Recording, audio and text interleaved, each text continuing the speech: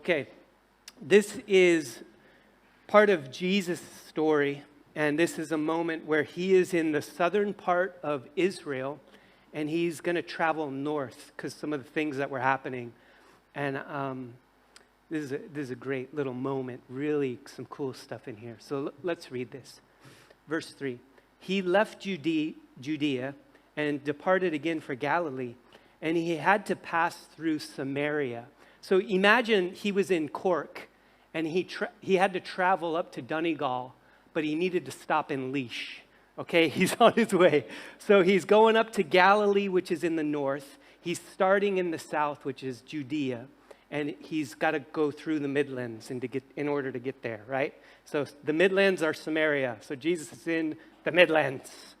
So he came to a town of Samaria called Sychar, near the field that Jacob had given to his son Joseph. Jacob's well was there. So Jesus, wearied as he was from his journey, was sitting beside the well. It was the 6th hour. Can you say weary? Okay. It's the 6th hour, so that's noontime. And Jesus is tired because he's been traveling from Cork up to Port Laois. He's tired. Okay, a woman from Samaria came to draw water. Jesus said to her, "Give me a drink." I gotta get my drink, by the way. Give me a drink. For his disciples had gone away into the city to buy food. The Samaritan woman said to him, "How is it that you, a Jew, ask for a drink from me, a woman of Samaria? I'm not from your county. You don't have dealings with me. I'm from a different county. We're competitors. But you're asking me for a drink." So Jesus answered her, "If you knew the gift of God and who it was that is asking you, saying to you, 'Give me a drink,' you would have asked him, and he would have given you living water." Say living water. Living water. That is better than Ishka. Ishkabaha. Living water. The woman said to him, "Sir, you have nothing to draw water with, and the well is deep. Where do you get that water? Living water. Are you greater than our father Jacob? He gave us the well and drank from it himself, as did his sons and his livestock." They've been drinking from this well for years and years and generations. And his kids drank, and his grandkids, and his great-grandkids drank from this water. And you're telling me you got better water than that? Jesus said to her, "Everyone who drinks of this water is going to be thirsty again. But whoever drinks of the water that I give him will never be thirsty again. The water that I will give him will become in him a spring of water welling up to eternal life." The woman said to him, "Sir, give me this water so that I will not be thirsty or have to keep coming to this well over and over and over." So this is this story keeps going. Is that okay? I'm going to keep reading. Okay? So Jesus said to her, "Go call your husband and come here." The woman answered him, "I have no husband." Jesus said to her, "You're right in saying, 'I have no husband,' for you have had 5. How many know that's a lot of husbands? Ladies with husbands, you know what I'm talking about. That is a lot of husbands. You have had 5 husbands, and the one you now have is not your husband. What you have said is true." So the woman said to him, "Sir, I perceive that you're a prophet. You seem to know things. Our fathers worshipped on this mountain, but you say that in Jerusalem is the place where people ought to worship." Jesus said to her, "Woman, believe me. The hour is coming when neither on this mountain nor in Jerusalem will you worship the Father. You worship what you do not know. We worship what we know, for salvation is from the Jews. But the hour is coming, and it's now here, when the true worshipers will worship the Father in spirit and truth. For the Father is seeking such people to worship him. God is spirit, and those who worship him must worship in spirit and truth." The woman said to him, "I know that Messiah is coming, he who is called Christ. When he comes, he will tell us all things." Jesus said to her, "I who speak to you am he." Wow. Wow. What a amazing little moment of encountering Jesus, like meeting Jesus. And so Jesus appears to this woman. She just walks up on Jesus, and he is a 30-something man sitting on a rock of a well, tired.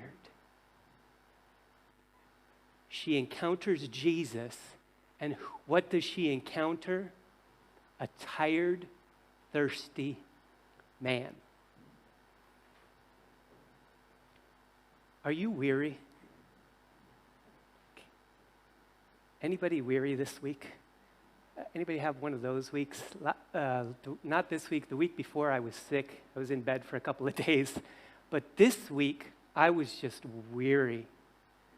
I don't know if you had those weeks after being sick for a little bit. I was doing my to-do list. I was running my errands. I was doing my work. But every once in a while, I would just be like, oh.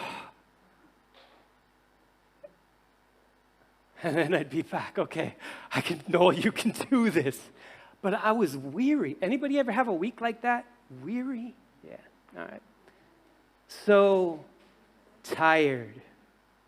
So weary. Just like, ugh. So Jesus was weary. He was on a journey. He probably had been walking for 30 miles. He's in the hot desert. It's noontime. The sun is beating down on him. He's sitting next to a well. He doesn't have anything to pull it up from. This woman walks up to him, and he's like, give me a drink. I'm tired. He was weary. He was weary like, I got to do another load of laundry. Weary. The laundry never stops. Weary. We have 6 in our household. Weary. I don't know what that's like because praise the Lord, I have Heather. Somebody say, praise the Lord. But, you got that weird laundry weary thing before, okay? Or that driving to Dublin for my commute, weary. Or that getting the pay into the account and it's already spent before you can do anything with it, weary. You know what I'm saying? Weary. Getting up in the middle of the night with that baby, weary. That 4-year-old, weary. That 7-year-old, weary. That 9-year-old, weary. That teenager, weary. That wife, weary. That husband, weary. I'm getting in trouble. No, baby. I'm never weary from you. Are you weary? Are you weary? Are you weary? Like you have those people that you want them to like you, but they just don't like you. Weary. The alarm goes off again and again. Weary. Nothing ever changes. Weary. I think you're getting my drift. Well, let me tell you, Jesus knows that. Weary. He knows you're weary. Isn't it amazing that this woman comes to him, she's got her bucket, and there's Jesus sitting on a stone next to a well with nothing to pull out the stuff down below, tired, thirsty, worn out. He's like, could I get a drink?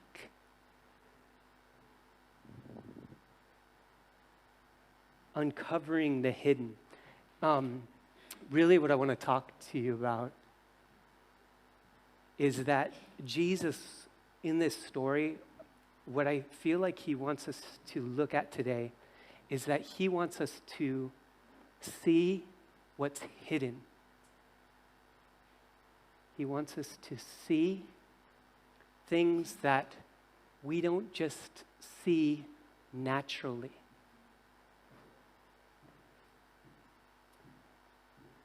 So the first thing that we're going to look at is that he wants to uncover hidden resources. So I'm just fascinated by this uncovering of resources. So back in March 30th of 1867, just over 150 years ago, the United States purchased this piece of land between the Yukon Territory of Canada and Siberia, Russia, called Alaska. And it's something like 600,000 square miles of land. And they bought that 600,000 square miles of land. You could fit something like 16 Irelands in there. They bought it for $7.2 million. Good deal. Yeah. I think it was 2 cents per acre. So you pay a little bit more for a piece of land in Portlaoise these days. I'll tell you that much. But at the time, when the United States was buying it, there was a huge group of people that were saying, that is a huge mistake. They actually had a phrase for it. They called it Seward's folly. Why in the world would you pay that much money for such a useless piece of real estate that nobody cares about, nobody lives on? Why? Seward's folly. Well, 30 years later, they found something that was hidden. Do you know what they found? Anybody tell me what they found? Gold! They found gold. And all of a sudden, there was no more Seward's folly. Everybody was like, whoa, I got to get up there and make me some money. So everything changed. Why? Because the people had found what was hidden. What was hidden. And Jesus wants us to see hidden things. And we're going to look at 3 of them. The first one is hidden resources. He wants you to see. Did you know that you see, right? I think most of us probably see, some of us better than others. But just because you see doesn't mean you really see. Do you know what I'm saying? Yeah, okay. Let's look at this hidden resources. Hey, look. My wife gave me an illustration. You see, right? But you don't really see what this is. You only see what's what? On the outside. But Jesus wants us to really see. Okay. Paper is right. There's more to it. Let's look. So, the woman came to draw water, and Jesus is there. He's weary. But do you know who else is weary? The woman. Okay. She comes and sees weary Jesus, but she's getting water once again at noontime, an awkward time. So here's Jesus. I'm tired, I'm thirsty, I'm dry, I'm empty. Would you give me some water? So she goes, how do you ask me for a drink? So, because his question was awkward, right? Because she was from Offaly, he's from Laois, and they don't share water if they're from Offaly or Laois. No, I'm just joking. But that's what it was like. They don't drink from the same cup because that's nasty. Okay? So she asks him, that's weird. Why are you asking me? You guys don't have anything to do with people like me. Why are you asking? And then he goes, he's asking for water. He's asking for water. Does everybody here drink water? Yeah? Or some form of water anyway? We all know what it means to be thirsty. But Jesus is trying to teach the woman what it means to be thirsty. Not just thirsty, but thirsty. So he says, can you give me a drink of water? Why are you asking me for a drink of water? And then he goes into it. if you knew who was asking you for a drink of water, you would have asked me, and I would have given you water, and you were never going to thirst again. Living water. Jesus, you're so weird. Why are you being so weird? Just ask for the water. But he's like trying to make everything spiritual. That's what Jesus does. He takes these natural things that we get, we understand, we live, and he connects them to deeper truths, deeper realities. Why? Because he wants us to see what really matters. And what really matters is often underneath what we see. What really matters is often underneath what we at first see. But Jesus wants us to see. So he asks her, give me a drink. And then he goes on to this springs of living water that well up to eternal life. And the woman's like, well, are you greater than Jacob, who gave us this well? I mean, we've been drinking this water for ages. Is your water actually better? We've got the best spring, but you're telling me yours is better. What does that mean? And he's like, you're never going to get thirsty again, because this well is going to well up in you into eternal life. So you're actually thirsty. There's a thirst that you may not even know about. And Jesus is trying to get you to see how weary, how thirsty, how in need you really are, just like this woman, right? Because we understand, we feel thirsty for this. But Jesus wants to remind us of a deeper thirst within our soul. And so David in the Psalms puts it like this: as the deer pants for the water, so my soul longs for God. There's a longing and a thirst for God within you that you may not even recognize. Yet Jesus is like, you are so thirsty. You are so weary. And what I have to give you, you don't even realize that you need it. But you got to recognize, first of all, you've got to uncover that there is a thirst within you for something deeper than just what this can give you, or what that drink can give you, or what that entertainment can give you, or what you think that job will give you, or what you think if you could just find a man will give you, or if you think if I could just find a woman, what she would give you. There's a thirst within you, actually, that none of that's going to satisfy. It's a thirst, but you feel that thirst, but that same thirst, what you actually really need is you need God. And I can give you God. So, hidden resources. My soul thirsts for God, for the living God. In Jeremiah, it says that God says, the people have forsaken me, the fountain of living waters, and they've made up cisterns for themselves. They're broken cisterns that can't even hold water, actually. So these people, in their souls, in the deepest part of them, they're trying to satisfy their thirst with like an empty cup. And he's like, it just doesn't work. You need God. Bottom line, your soul is thirsty for God.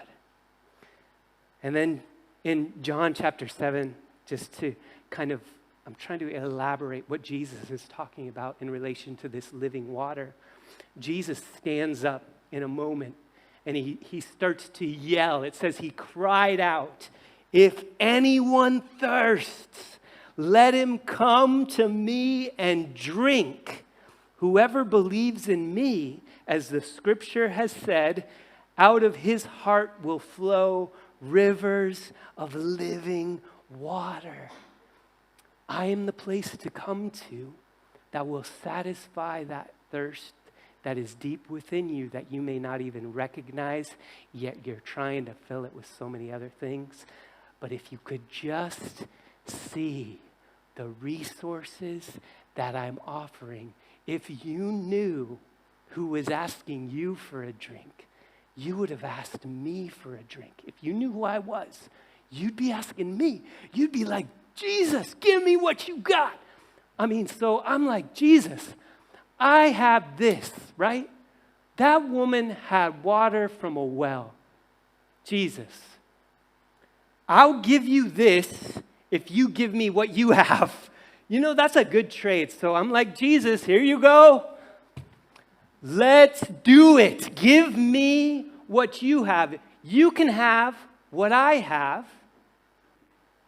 I want your living water. Do you have that? Did you receive that? He said, if you knew the gift of God, you would ask me.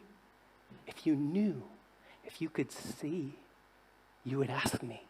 Because there are resources, hidden resources. And I'm the source to bring that into you.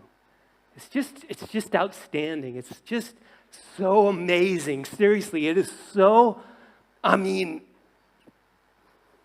contemplating this for like 2 weeks. Living water? What does this mean? I love water when I'm thirsty. You know, for me, nothing better to have a big drink of water. So a couple weeks ago, I'm walking around our neighborhood, and there's roads, and I like to go on walks. So I'm walking there, and while I'm walking, I'm pondering, because we have a well at my house, and you know it's actually there. We're not connected to the town system, so the water comes up from underneath my house. And so I'm walking on the road, and I'm like, I am walking on water. You guys, if you go on a walk this week, I hope you're going to remember this. You just got to think about that. Imagine, right now, I am walking on water. And you're like, that guy on the stage is crazy. He's walking on a carpet on a stage. What's wrong with him? No, do you know there's water down there? There's water down there. Do you know the science of it? I looked up the science. In the mid-'80s, they did a study, a Canadian research team, on the hydrology underneath the Earth's crust. And they found, do you know what they found? There's a lot of water down there. There's tons of water. In fact, they did this study, and in the Earth's crust, in the 1.2 miles of the Earth's crust, they estimate that there are 600,000 quadrillion gallons of water underneath the Earth. And I don't know if you know what a quadrillion is, but that sounds like a lot to me. 600,000 quadrillion. A quadrillion, by the way, is a billion billions, or it's a million trillions. It's a huge amount of water. So I'm going to help you understand what that looks like.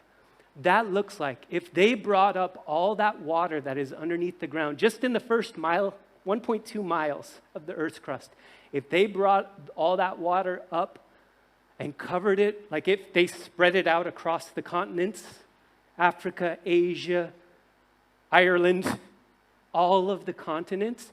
Do you want to know how deep it is? 200 meters.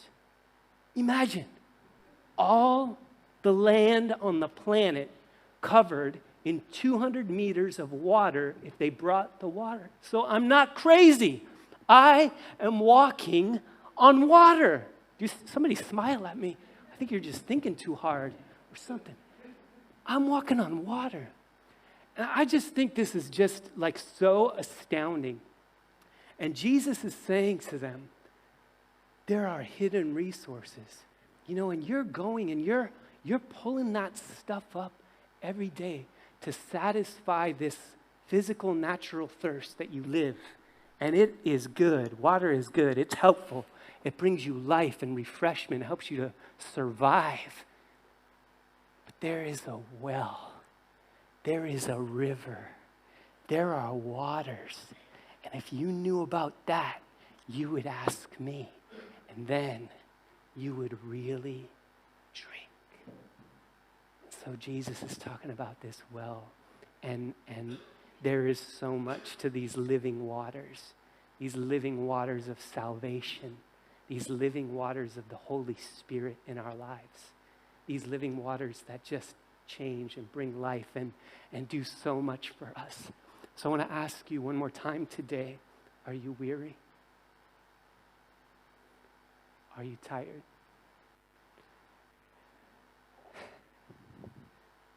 Are you just drinking this water? Maybe Jesus has more and better for you and me. Hopefully, you're getting thirsty. Because this is outstanding. This is extraordinary. I know we think we've experienced all there is to life. The older we get, the more we think we've experienced all there is to life. But Jesus then comes and he says, more. Believe, then you'll see. I know they say seeing is believing. But you know what Jesus says? Believe. He says to the woman, believe me. Believe me. Then you're going to see. You know, for those of us that are older as well, you know, we've experienced life, so we think we know all there is to life, don't we? You know what Jesus says? Where's the child? Bring that child up here. Hey, you old ones, look at this child. You be like this child. Believe me. Believe me. Don't see like an old man or an old woman. Believe like a child. Then you're going to see. Because there's things that I want you to see. But you gotta be willing to see. So Jesus uncovers things. The first thing he uncovers is these resources, living water. Hold on to that this week. Ask Jesus about that. Jesus, am I just drinking ishka? Because I want ishka baha. I don't know if that's how you say it, by the way. Forgive me for my Irish. Jesus. No, okay. So anyway, you know what I'm getting at.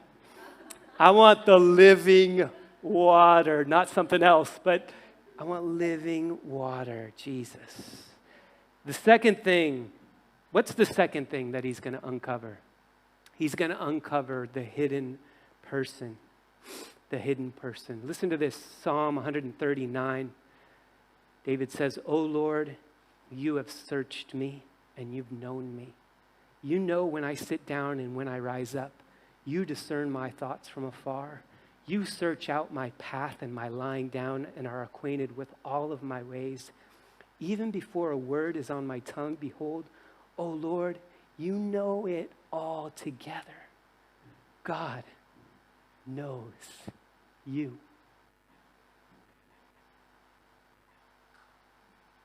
He knows if you're weary.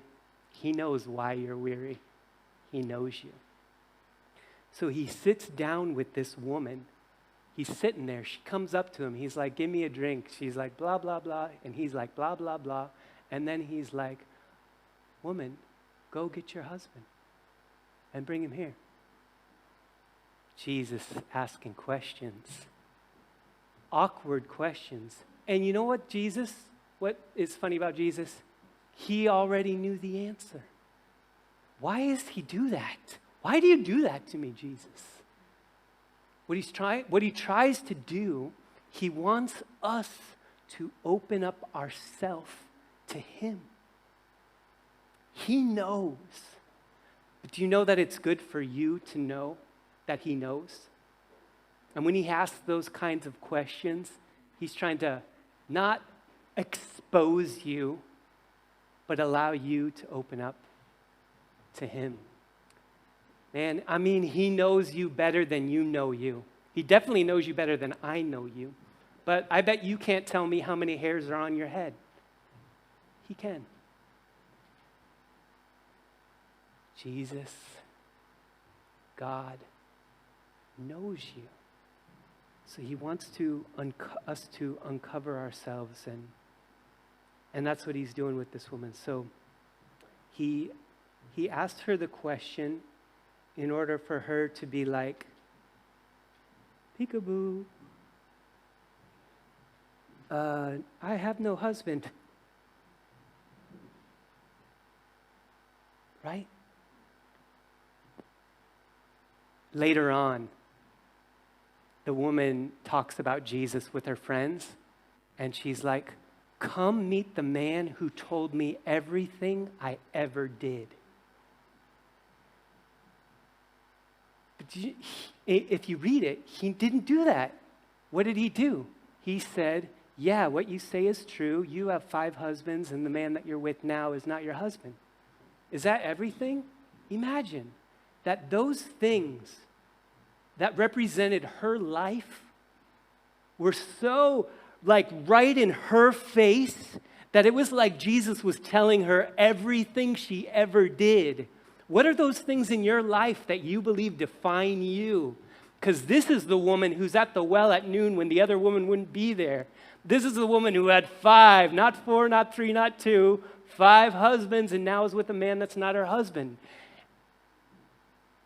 Imagine, these were the things that she felt defined her, marked her as a sinner,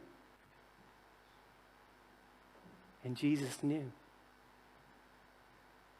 But he wasn't condemning her. He wanted her to know that he knew her. So, it's so transforming that God knows you, especially when he doesn't condemn you, but he shows you that what he's doing is trying to get to know you more and for you to get to know him more. It's so awesome when Jesus does that. It's life-changing. I don't know if you've experienced the presence of God.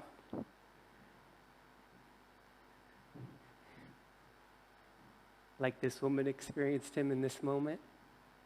Like exposed, but loved. I remember I was 14 years old. I came into a meeting. I was surrounded by a bunch of other teenagers, a lot of them whom I thought were really cool. And I walked into this room and they were just like singing songs, and like this presence was in that room. Like a presence like, ooh, this is weird, but this is like good. There's something happening, like I feel it. I don't really see it. And do you know what happened? I had like this realization in my soul that God knew me, that God loved me. And do you know what happened? Just started crying. It was so embarrassing. I'm a 14-year-old preteen boy surrounded by my peers who I think are so cool. And before that, I would do anything if I could just be cool to them. But here I am, like just crying. Anybody cry like that in the presence of God, where you're exposed, yet you're loved? Whoa! It's so awesome. It's so life-changing. It changes you. This is what happens. So God comes, and he wants to expose you, not to embarrass you or shame you, to love you, that he would know you and that you would know that he knows you. Even those things you think that are so shameful, that define you, he knows, and he still loves you, just like this woman.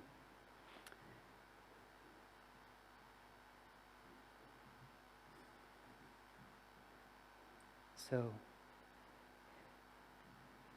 he invites us.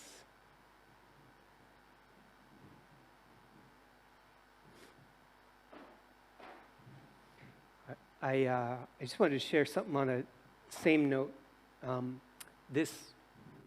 Today, I think it was, or yesterday, I kind of had a picture of a shoe, and it was the laces of the shoe, and they were all tied up in knots. Did you ever get a shoe like that?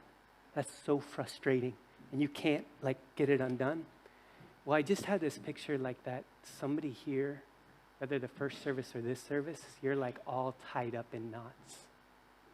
But that Jesus wants to come and like holy, like when you're a kid and you bring it to your mom and you've been like wrestling with it for 10 minutes and then she grabs the right place and hey.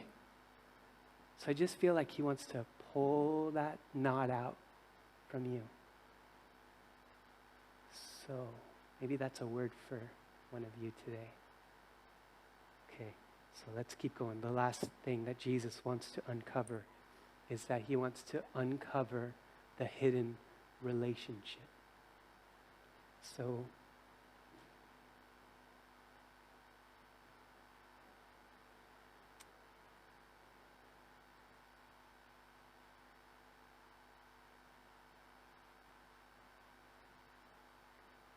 let's see.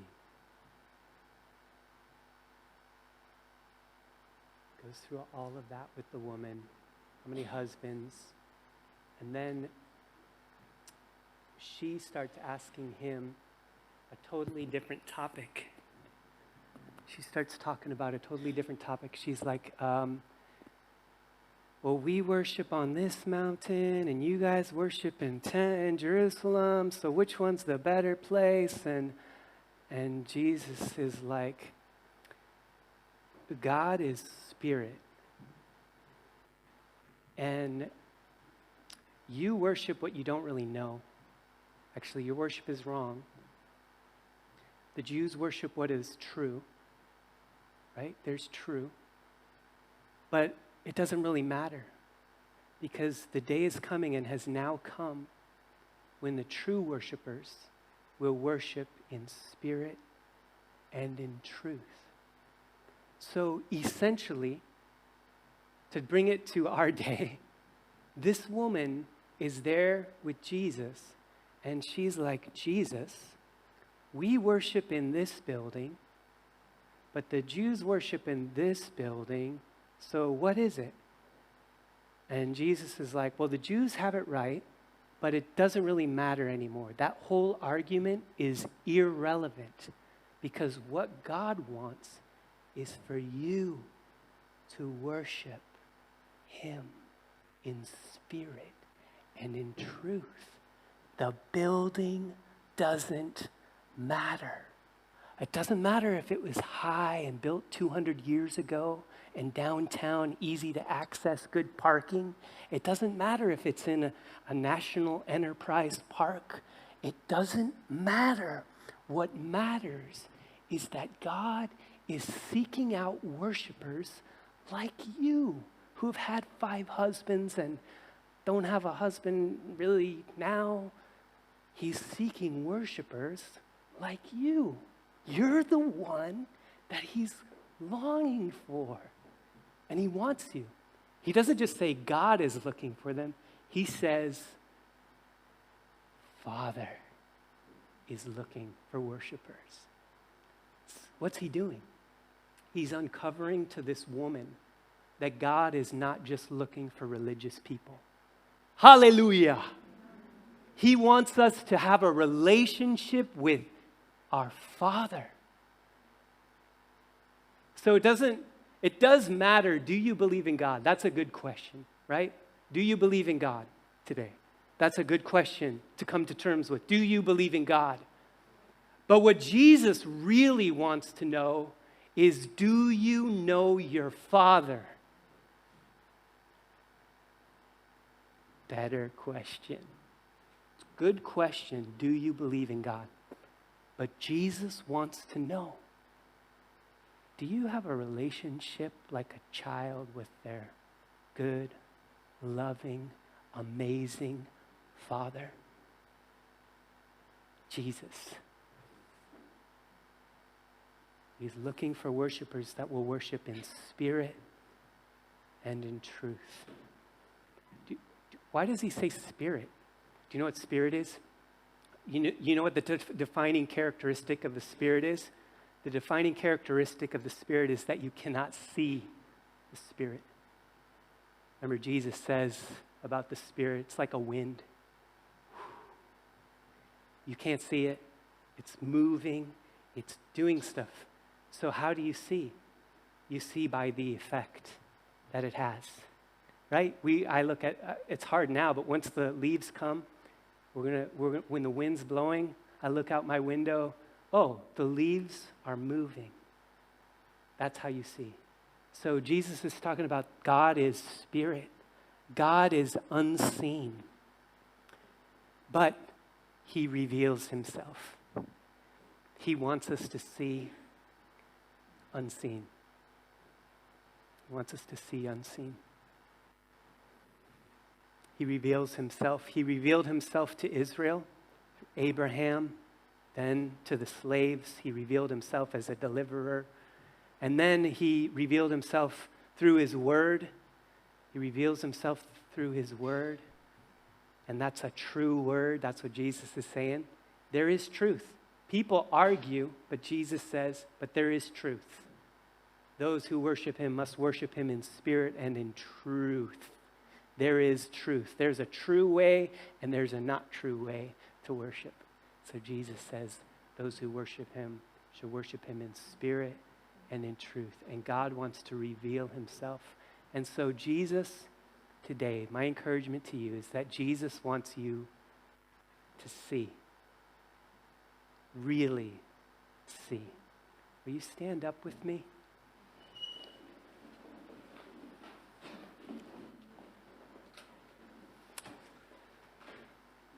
Okay, so will you say these words with me, if it's okay? Together, I am standing on water. There's a lot that I don't see.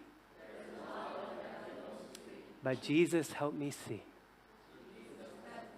Okay, let's pray. Father, thank you for this time, Lord. Oh, Father, help us to see. We want to live where you are. We want to walk in the kingdom that you tell us about. And Father, thank you for a hunger within us and a thirst within us for more than just what our natural body needs, but you would just allow us and help us to understand in a greater way what it means to thirst for you deeply and to be satisfied by you. And so today, we've talked about what you shared with this woman about the offer of living water. And today, I want to say, and maybe you want to say this as well to him, Jesus, give me a drink. Jesus, give me a drink of what you have. You can have my water, and I will take yours today. And so, Holy Spirit, we pray that you would have your way in our lives, bring us into greater things. And Father, thank you that today you are untying knots. People are being pulled apart in order to be freed up for what you have for them, Lord. Bless this day, bless this week as we leave this place. In Jesus' name, amen. All right.